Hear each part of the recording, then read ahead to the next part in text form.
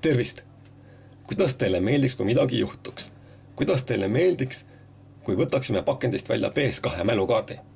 Jah, see on mulle endalegi suur üllatus. Maailmakuulus Soome mägikotkas Matti Nykänen ütleks nüüd selle peale, et tal on bon voyage tunne. Just. Nagu näha, siis siin ei ole tegemist mingi odava koopiaga, vaid ametliku ja algupärase Hiinas valmistatud Sony 8 megabaidise mälukaardiga. Just see, mida vaja, just see, mida tarvis.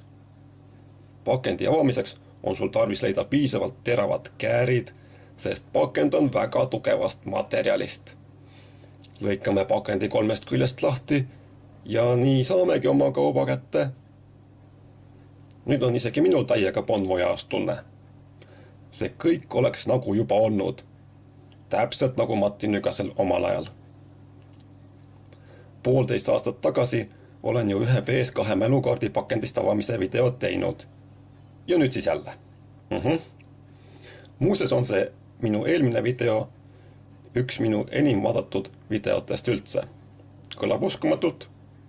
See on tõsi. Eelmised mälukaardid said ääreni täis.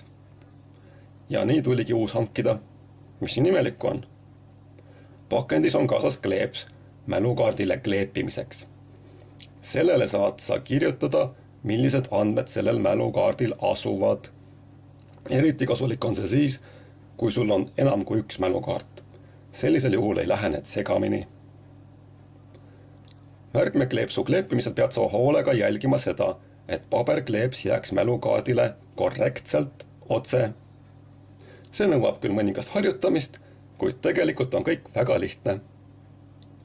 See oli minu tänane pakendist avamise video. Tänud vaatamast, kuulmiseni ja nägemiseni!